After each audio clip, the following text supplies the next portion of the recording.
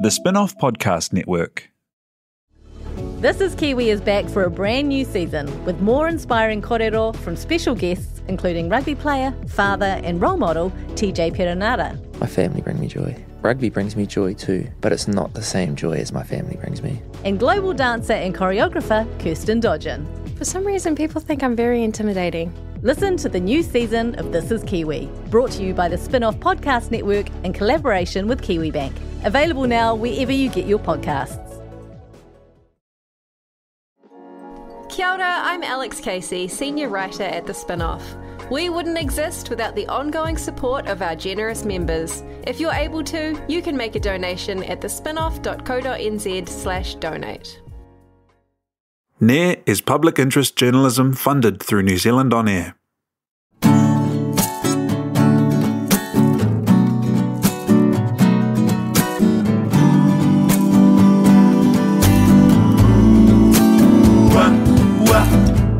Mauri ora, tēnā koutou katoa kua piri mai nei ki tēnei kōnei upurangi ko Te Kuru o te Marama diuza hau no Ngāti Porou no Ngāti Rangitihi e mihi atu nei ki a koutou.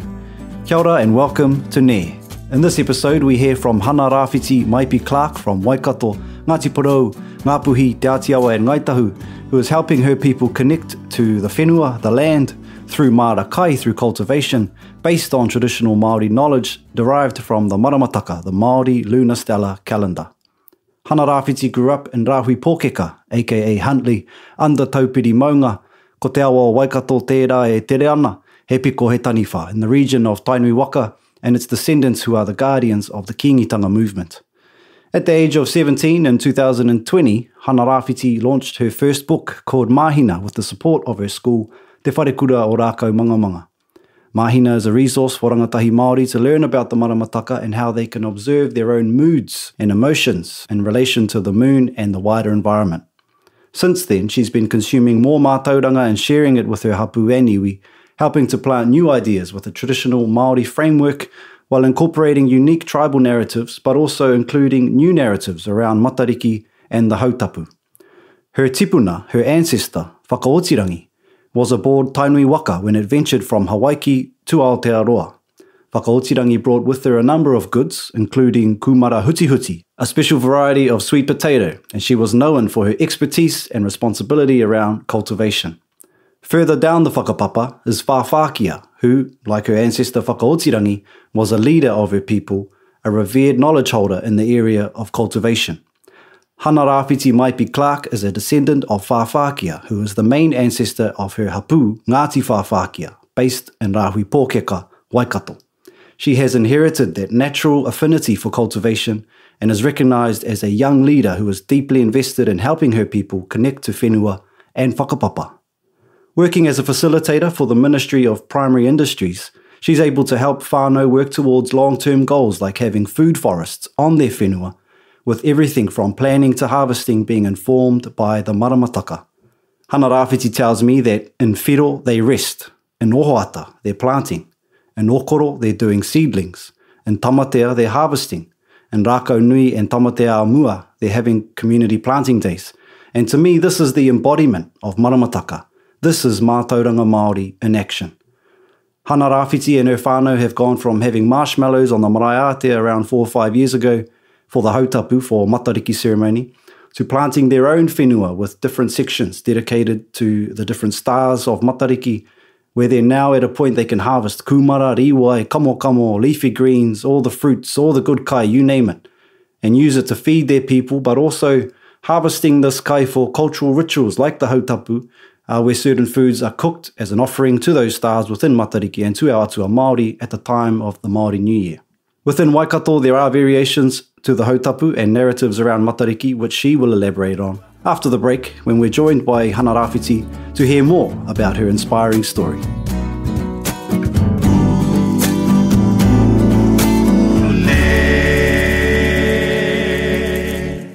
Tēnā koe Hana-Rāwhiti, nau mai ki te kōna ipurangi o ne. Kei te aha, how are you? Ka mihi mata koe kia koe e te kuru o tira ngā whanaunga, ngā tangata e mātaki mai nei, e whakarongo mai nei kia māuatahi.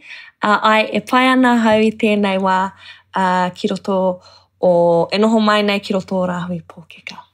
Tēnā koe. Yeah, welcome to the potty.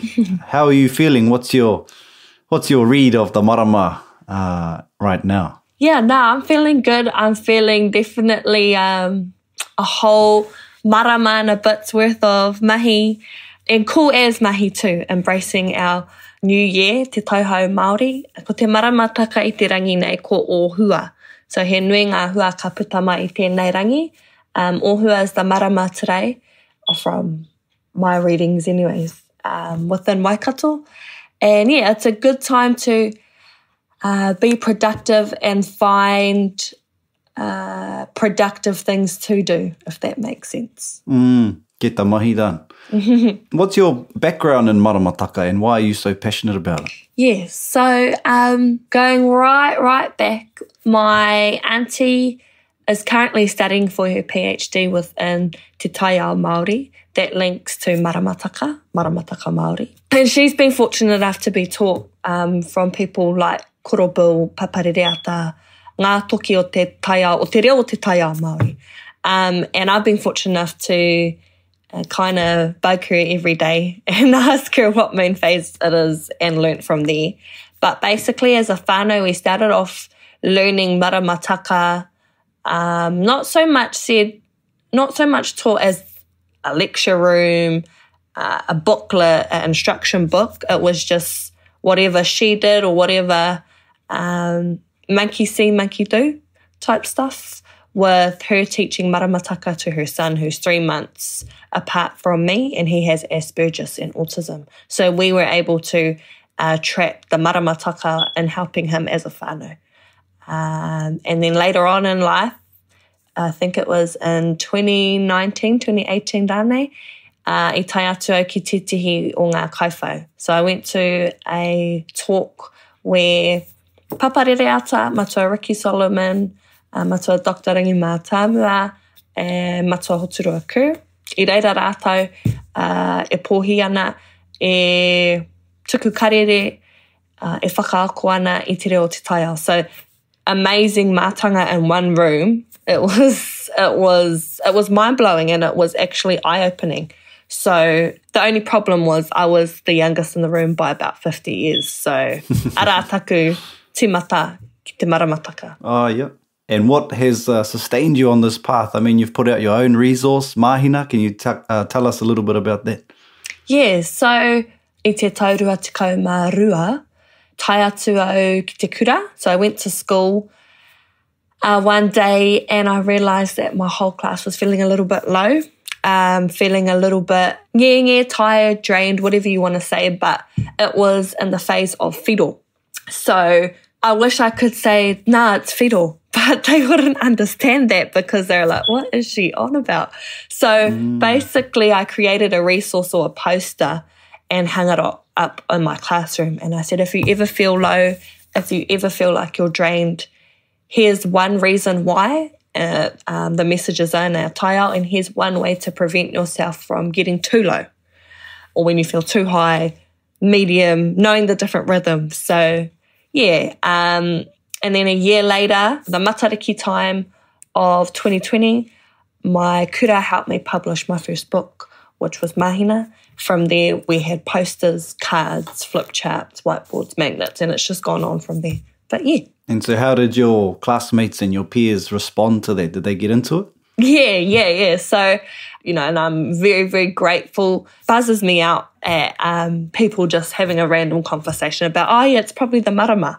But a couple of years back, you never really would have heard that. So it was definitely a foreign topic, even though it is ours. It felt foreign to everyone else in the classroom. And explaining to them that this is ours, this is what we need to tap into. It was definitely a journey to ease people into it. But now I've got mates saying, yeah, what's that phase again? Sis tamatea. I feel that. And, that's just a normalised conversation now that we're having within my circle, within a wider circle, within my iwi. Yeah. Karawi. And you've taken that passion for maramataka and you've combined it with aspirations for your whenua. So tell us a little bit about that, your role with MPI and helping whānau connect to whenua through marakai. A bit of background, yep. So I went through being inspired to learn more and research. I actually spent most of my summer holidays with my auntie. I don't know the right Pākehā word for it, but pretty much digitalising very old maramataka from Pine Taiapa. So my role and how I guess it was my introduction or induction to maramataka was digitalising all the archives of maramataka that my auntie held onto. So, and all of that maramataka was connected to te taiao, te whenua, te kohi kai. So our tupuna would use maramataka as a way and form to survive and to look after their whenua, look after their bodies. Here, my 2 cents that I've tried to add to the wider scope is te taha hinengaro mō ngā rangatahi Māori. So adding that mental space of maramataka to the calendar, even though it's probably already there as well. Yes, so going through Pine Taiapa's maramataka, also koro bills, paparereatas, all of the maramataka related to kai. About 2-3 years ago, some of our whānau here initiated the community garden, which was, we like to call it Te Māori supermarket. And ko tāna ingoa ko kāhui tua mārakai. And every year, it's trial and error, but every year we're adding on a different patch or we're adding on a different area of kai. Last year was a huge success for us, and we were able to yield 40,000 plus potatoes or riwai, and different riwai too. So peru Māori potatoes, agria potatoes. There was a vast majority. Our kumara crop, kumara huti, kumara. And the kumara huti has a great significance to us, which is e ai ki tā mātauranga hau. According to our research so far, kumara huti was one of the kumara that came in the kete o whakaotirangi from Hawaii on her voyage here on Tainui Waikato Aotearoa. And she brought her kumara huti to Waikato. Over the years, it got handed down to Whāwhākia, our tupuna wahine, which was known for marakai and her vast rich source and land and kai within Ngāti Whāwhākia. So my iwi here in Rāhui Pōkeka, or the iwi, or the hapu, of kāhui tua marakai, is Ngāti Whāwhākia, the descendants of Ngāti Whāwhākia. So ka heke ia whakaotirangi, Whāwhākia, and last year we were very eager, excited and humbled enough to grow our first kumara huti crop. So we're doing tangible aspirations and movements, experiences of mahi, literally that dates us back to Hawaii, the mental practice and the physical practice. So putting maramataka into a tangible experience for kura and kohanga. And tell us about that, about getting kohanga and kura involved. So like I said again, it's pretty foreign to us to go into a marakai and grow your own food, even though it is ours. So warming our whānau up into, it's okay to get your hands dirty. Not saying that they haven't, and I know that, and this is nothing to boast my iwi, but a lot of mahi that's gone into paukai, into koroneihana, into different kaupapa that aligns us with the kingitanga.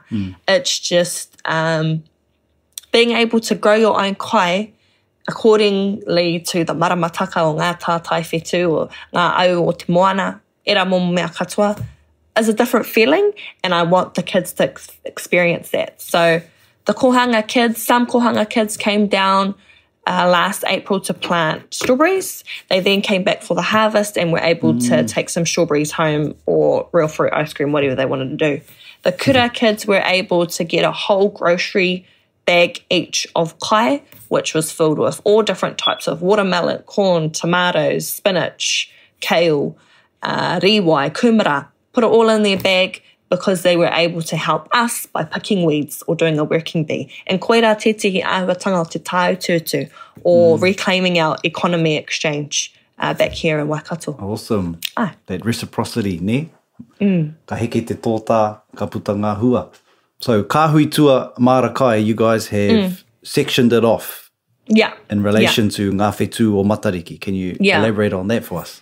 Yeah, so there's a framework within our mara that we're trying to, our hope anyway, is to find a framework or a base where whānau can take it and apply it into their own iwi and own rohe, and then we eventually exchange or tahu to different iwi. But basically our mara is sectioned off into different areas. We've got tupu anuku, which is our kai from beneath, our kamokamo, our riwai, our hua whenua, era momo kai, tupu arangi, which is our orchard space. And those apple trees may take a few years to grow or a few decades, but they're there.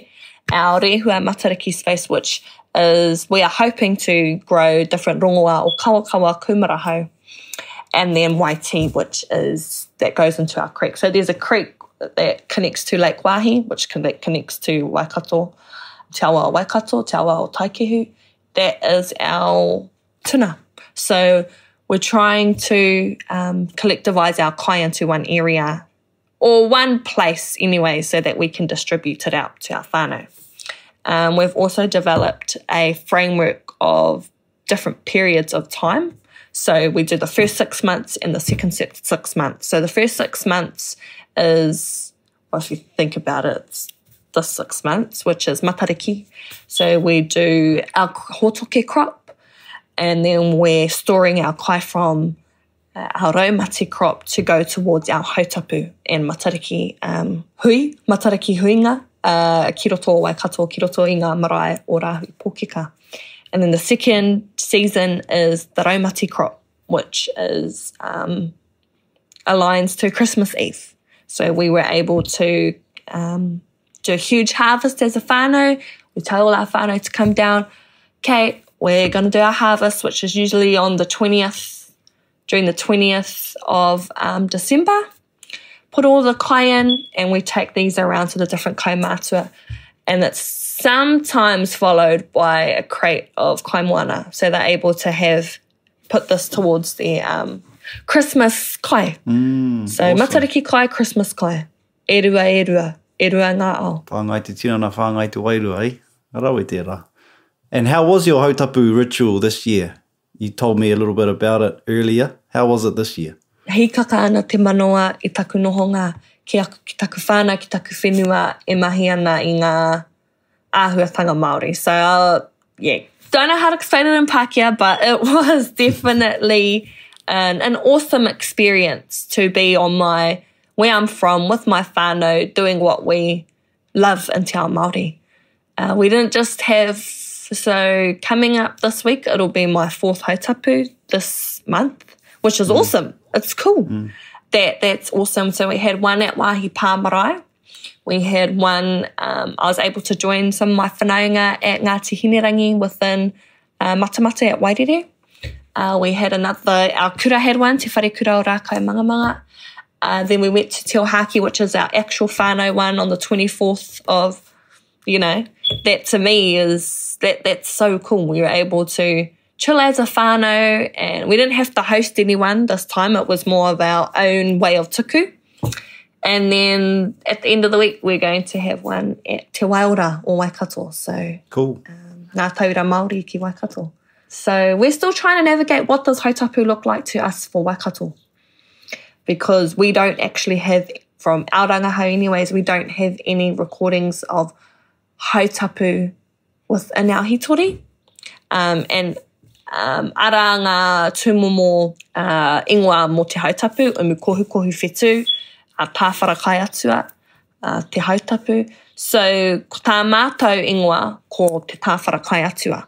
And he whakatauki e hono ai ki te tongi a tāwhiao, ki te tara āwhare, tōna whakatauki. So we did tāwhara kai atua, but it wasn't done in matariki time. It was done before your winter and summer crop. So eventually in summer, we hope to do a tāwhara kai atua for our marakai here in Rāhui Pōkeka within Raumati. We're still trying to navigate how do we make hautapu unique to us? How do we incorporate it with the kingitanga? How do we incorporate it with paukai? Era momo mea katoa. But guess what? Matariki comes every year. So we have time and space to add on every year. Awesome. And you've come a long way in the last 4 or 5 years. Tell us how it started. Yeah, so it was actually an initiative from my auntie and uncle. So Kiki Kihi and Sarah Kihi had our first matariki night. So it was in the morning, it was in a hautapu. It was literally just us in front of the marae ātea with a bonfire, roasting marshmallows and talking about the different variations of matariki.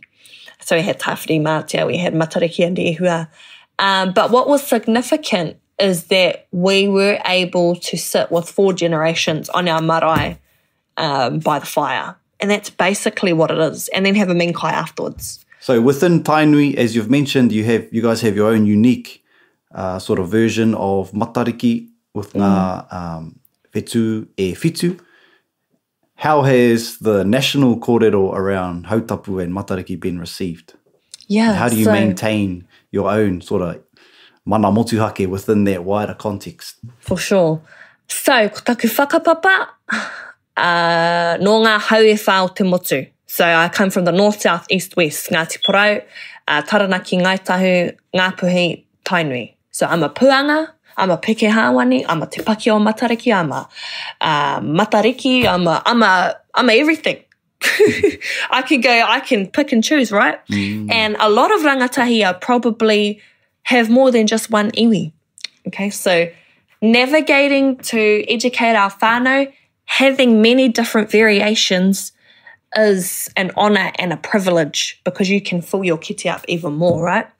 What I haven't been enjoying, and I will be honest, is the bickering of, nah, it's 7 stars, nah, it's 9 stars. Well, actually, bro, if you look up, there's more, a little fun fact, there's more stars in the sky than sand grains on earth. He nui ake ngā whetū, te rangi, te oni, te whenua. But I still think that we should be waiwai kai pakiaka, we should be true and through to our iwi variation as well. So for us in Waikato, like I was saying again, Te Paki o Matariki has its own variation. E ai kia paparahui. We also, it's, I think it's a little bit, it's definitely a new thing to he wai te rangi and pohutukawa.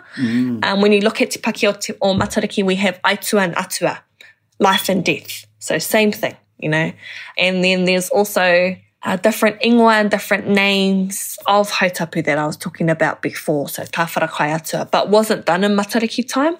But I think e tino rongo, e rango nā hoki ana e te ngā kau mahana ki te kaupapa o akururuhi korohiki. So we're really, really open to learning more. And, you know, when do you become that tupuna that adds their own tikanga and their own kawa to creating a different tradition to your marae? So already, no matter where we go in life, on the actual matariki time, during tangaroa, maramataka phases, we've booked the marae out for the next 20 years, 20 plus years, to make sure we always go back to our marae. He kaipapa ora, it's not a tangihanga. I know a lot of our kids have been saying, oh yeah, the maraes are for tangi. It's not. Here's one way or aspect to celebrate being Māori. And yeah, I know my whānau in Te Tai Tokerau don't do hautapu either. Ka kara kia rātou kia puanga. And then there's also other aspects where there's different stars that align to different iwi. So yeah, I'm excited for it. Me kira, it's just the beginning. So excited to see what happens and what we create from it as well. Karawe. And how tō koengo nui, how tō karere rānei ki ngā rangatahi Māori, kei ngā tōpito te whenua. What's your message or your aspirations for rangatahi, and where do you hope to see hautapu in the next 20, 50 years, not only for your own hapu and iwi, but for Aotearoa? Yeah, so ko aku Maraama-Apanui, he nui ngā Maraama-Apanui mo te rangatahi Māori. Heoi anō, my message is to tap into things that is ours, to not let it be foreign anymore.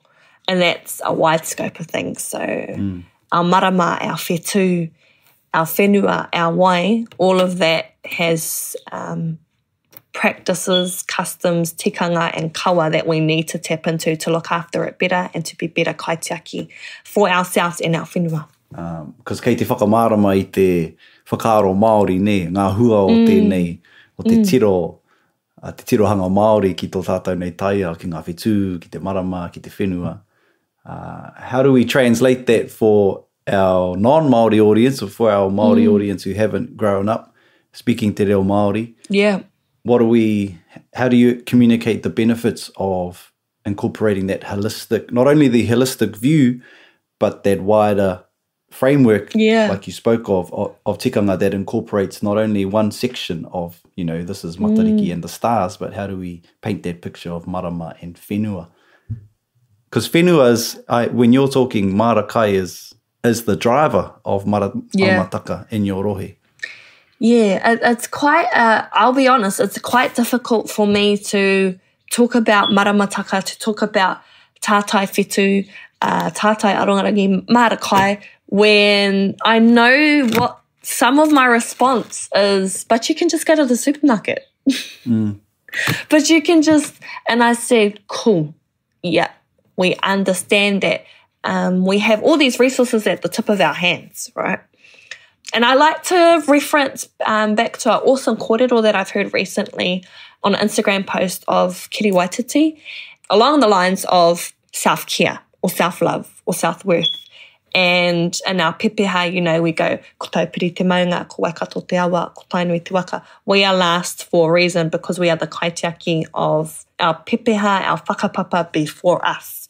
In Te Paki o Matariki, in our variation of Matariki, we have 7 stars. They are all women, and Ururangi is the youngest. Ururangi ko ia, she is tira tangata. So we have tupu anuku, tupu arangi, waiti, waita, ururangi, waipunarangi. Those are all aspects and elements of the environment. Ururangi is last for a reason, and she's the youngest because she has to be responsible to make sure that the elements are looked after and cared for properly. So I can really resonate and connect to Whaikiri's kōrero because that is our variation of matariki within Te Paki o Matariki, or the coat of arms of Kingitanga. So trying to explain that whānau, we are not in the middle of the circle, we are a part of the circle, and it's up to us to be open-minded to looking after all these elements. However your perspective is, whether you're Indian, whether you're Pākehā, whether you're, we all look at the stars, we all see the same moon. So, yeah. Karawe hoa. Tēnā koe I waiwahi mai ki tēnei kōnai ipurangi ki a ne. E hora nei, kura mahora nei o kōrero mo te marama me ngā whetū. Hāngai ana ki tō iwi ake he miharo te rongo I era tai pito o tira tō tūhono atu ki te kaupapa e kōrero tia whānuiti ana I Aotearoa nei ara matariki me ona whetū. Nā reira tēnei te mihi kia koe. Ngā mihi nui mo te noho tai, te wānanga tai, te kōrero tai. It's always good to have a long yarn with you, no matter how deep we get. But yeah, thank you.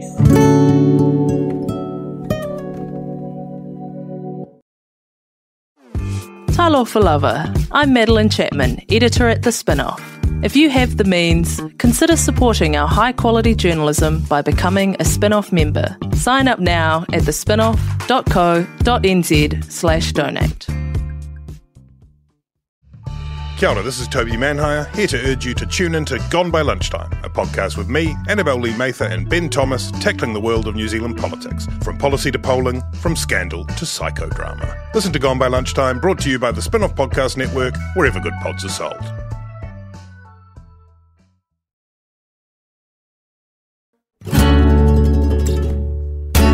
Nau mai anō, ko piri mai nei aku hua kōrero, arā, ko Leonie Hayden, rāua ko Meriana Johnsen. Tēnā kōrua. Kia ora. Kia ora hoa. Kei te aha, how are you two this moon, this ohua moon?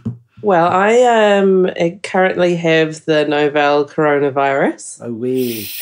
And so the maramataka ain't been helping me out with that much. But otherwise I'm fine. How te āhuatanga o tēnei marama? Kei te moho? I don't know, I haven't checked. Usually I'm real good like maramataka in action.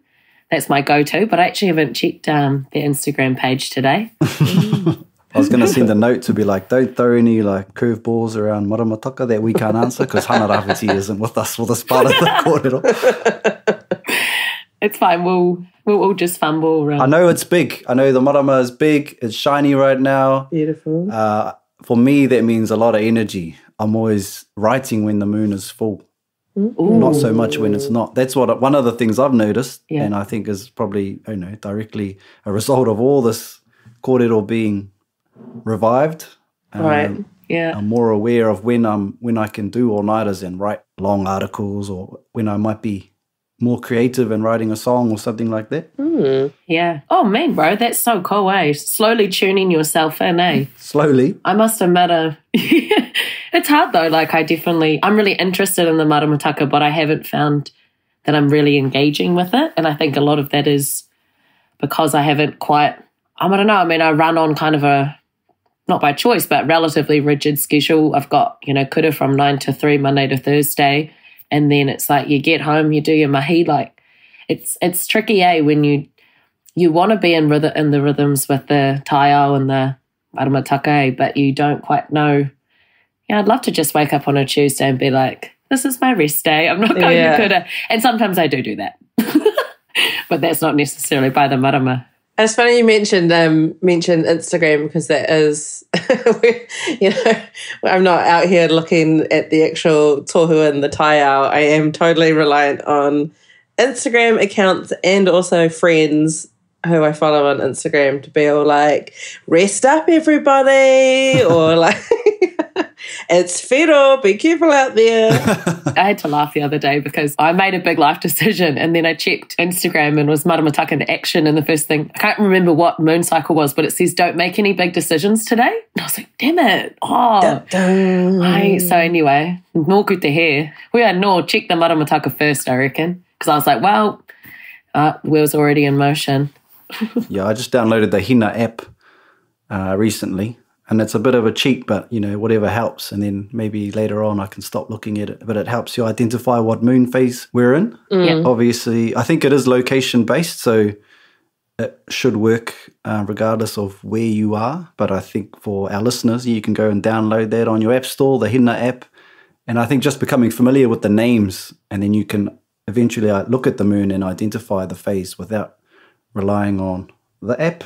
And keeping in mind that the app might be a little bit, maybe 1 or 2 nights fast or slow, depending on where you are. So I've been using that lately, last couple of weeks, since Matariki. So nice. That's fine.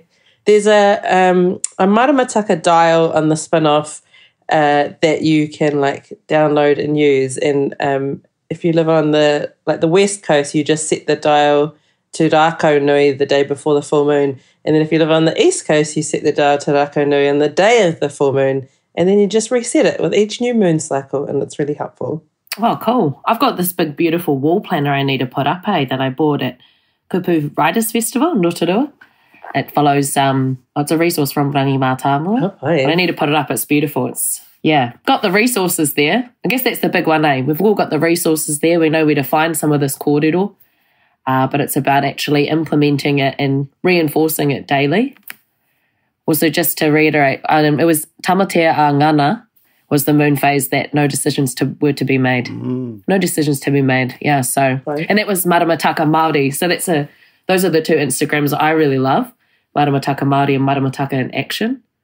Henan app's awesome as well. We'll have to get them on, for a kōrero sometime. Yeah. People who run those pages. It's a great idea. Do either of you have any aspirations in terms of marakai or maramataka?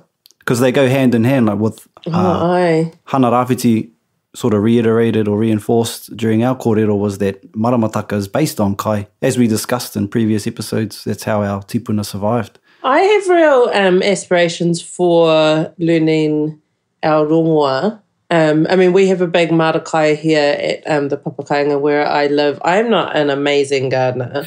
I do like makinen. And I certainly, I cannot think of a greater satisfaction than pulling kai that you grew out of the ground and then eating it and cooking it for your whānau. It is the best feeling in the world. But I did this amazing workshop with Whaia Donna Kerridge 2 years ago. And we did a rongoa trail out in Waitakere. And that's where I want to go with my mātauranga, using the maramataka to understand the rongoā and our ngahere, wherever it is, and then actually like incorporating that into my own wellness and my whānau's wellness. Because that is a beautiful time. Yeah, awesome. That's cool. Yeah, I've been picking kawakawa leaves every day or every second day, depending on how fast I drink them at home. A nice little kawakawa tea brew. All right, important. It's amazing how quickly a kawakawa tonic will make you feel better as well. Yeah, I was just about to say, had some kawakawa tea at my mate's house because he's great with marakai and I get to benefit. Yes, love that. I just stop by his house and he sends me on my merry way with different herbs and silver bead and whatever he's got. But yeah, I had a kawakawa tea and just, it only took, maybe it was placebo, but yeah, felt the chest and everything felt better like 10 minutes later. Oh. There's a reason it's, he rongoā. And I had a friend drop off some kumara hau that they had dried at the beginning of my week home with COVID. So I made a lovely kumara hau tonic with that, which also makes you feel really great afterwards. It's amazing stuff, kumara hau. I think that's one of the cool things that I'm seeing is that there's going to be more attention now, because rongoā's been sort of just humming away in the background, sort of in te ao Māori, but it hasn't really been, and it's still not mainstream. With the normalisation of matariki, I think we're going to see a huge resurgence in rongoā in the next few years, and we'll probably see some people trying to rip it off as well. But absolutely, I think for the benefits, as with anything, but the benefits for our people will be, numerous and plentiful. So it's really exciting to see that something like this, so symbolic, like matariki and the ramifications that it has for us, and now we're like, oh, well, what moon is it in? What rongoā can we harvest at this time, or what should we be putting in our bodies and putting in the earth? And it's interesting you mentioned placebos, Meriana, because they are a really interesting phenomenon, placebos, because the idea that you willing something to make you well is somehow not real that's like a purely Western medical thing. Do you know what I mean? Like this was part of the kōrero that I had with Donna last year, was that if you believe that something can bring you wellness, and it does, then the thing has worked, right? It's still a rongoā. It's still a rongoā. And so most of her practice is not just the administering of things that can physically make your tinana better, but it's actual that like entire like your ngākau and your wairua, all of those elements of you have to believe in the wellness in order for the wellness to be achieved. Yeah, hard out. Yeah, that's a real, I did that's, I'm kind of glad you picked up on that, because it's one of those moments where you think, oh, that's my conditioning coming through, you know? And it's a real big thing in Western science and medicine, right? Is like, oh, it's placebo, therefore it's not real. But then also a lot of studies show that if people think they're better, they actually, their physical symptoms, there's that whole divide between that Western medical science puts in between the mind and the body, whereas we don't, they are one. They're literally joined together. I don't understand where that whole kōrero between the mind operating here and the body here, and they're not sending each other signals and messages and interacting. But koia no, I think there's some really exciting, on the one hand, there are people, I think, you see kawa balms and stuff everywhere now, and I do have a bit of skepticism. I'm like, is that made tika pono? But there's also some really cool Māori products out there, like talking about kumara hau. I've got this, either of you guys know about Altea? Yes. Skincare? Yeah. And they have this most beautiful kumara hau and manuka skin cleanser. Your skin's your biggest organ in your body, so I'm like, feels so good putting something that's rongoā on my skin. I love that brand. Me too. I love that brand. Their manuka face mask, just sort of like oily, honey, holy. You look like a princess after using that stuff on your face. Eesh. Yeah. Low-key influencer plugs.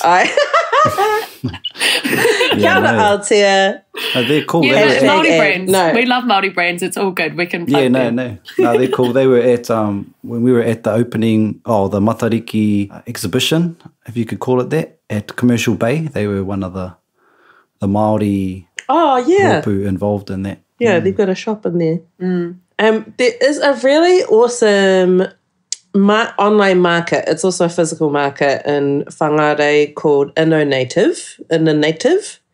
And so it's Pākehā Māori only, and then they have just a huge part of that market is rongoa-based skincare, and rongoa, although you're not really supposed to buy rongoa, so it's not actually sold as rongoa. Anyway. But it uses native plants and they have medicinal properties. Yeah. And so there's heaps of tinctures and balms and da-da-da. So Inner Native is actually a really great place to look around if you are wanting to add some beautiful rongoa to your everyday use. Cool. I love that place. Great for prezzies as well. Making it's a different story though, eh? Yes, I've got a couple of failed kawa balm experiments up my sleeve. I've perfected it now. Yeah. But one of my batches of kawa balm is only liquid and wouldn't turn into a balm, and then the other one I made was too hard. Yeah. It's just pure beeswax. Whoops. Put it in the microwave? No. Mm-hmm. Oh, it's cool that you're even making something from the whenua. Yeah. Going back to your original pātai Te Kuru, we had been a farm kid, but Mum always had a big mara, which she's kind of, I don't want to shame Mum on the potty. She's not as invested in as she used to be when we were younger. Probably now she doesn't have 4 hungry mouths to feed, so she had to rely on the mara. There's a real cute photo of me 2 years old sitting in we had 2 big gardens, and I'd picked all the green apples off the tree and just scoffing my face. So cute. But I never learnt those skills. But now I'm finally living out of the city, and it's I need to learn to actually live from the land. I love to talk about it. I love to read about it. I love to look at it on Instagram. Actually doing it. So I'm just going to put it out there. I've been avoiding committing myself to this, but I want to just plant the basics, Riwai, kumara, maybe some lettuce, silver beet, and yeah, ko tai te wā, better go and find out how to do it. Yeah. I think that's what's one of the things that stands out for the kōrero that Hana-Rāwhiti gave, is that in their community, in Rāhui Pōkeka, they, at the Kahuitua Marakai, is an exemplary model for not only Māori communities, but all communities in Aotearoa. Obviously, for us as Māori, some of our iwi have whenua where we can utilise and sort of follow in their example. And I know that's one of the goals that she has, is once she has her own backyard sorted, that she can then go and venture out into other rohe. Mind you, she does whakapapa to pretty much all the iwi in the motu. Yeah. Ngā hau e whā. Listening to us talk about rongoa, Māori, maramataka, marakai, I think it's a good time to wrap up this kōrero for today and sort of look back as we continue to harvest the benefits of the national awareness campaign around the normalisation of matariki and the hautapu ritual, which is the Māori New Year in mid-June, observed at the rising of matariki or Pleiades during the Tangaroa moon phases of the Māori lunar stellar calendar. We're hearing more and more about the many positive impacts that this mātauranga is having within Māori communities throughout the country. So for us as individuals, I think the challenge is upon us to learn more about kai through maramataka, and like Hana-Rāwhiti Maipi-Clarke, build on it each year. So there's some food for thought for those of you out there who are tuned into this kōrero. So I'd like to thank you to my co-hosts, Leonie and Meriana, tēnā kōrua. Hold up. Thanks to our podcast manager, Te Aihe Butler. I'm actually away for the next 2 eps, unfortunately, guys, but you can catch my mates here for the next one in 2 weeks. Happy gardening. NAIR is public interest journalism funded through New Zealand On Air and brought to you by the Spin-Off Podcast Network. It was hosted and researched by Te Kuru Jews with Meriana Johnsen and Leonie Hayden. NAIR was produced by Te Aihe Butler with senior production from Jane Yee and project management from Mark Kelleher.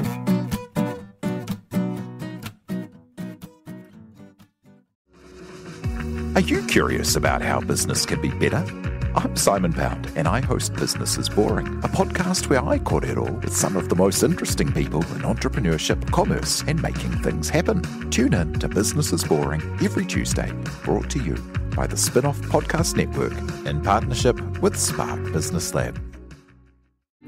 Kia ora, I'm Duncan Grieve, founder of The Spin-off. You can help us keep all of The Spin-off's award-winning journalism free for everybody by becoming a member today at thespinoff.co.nz/donate.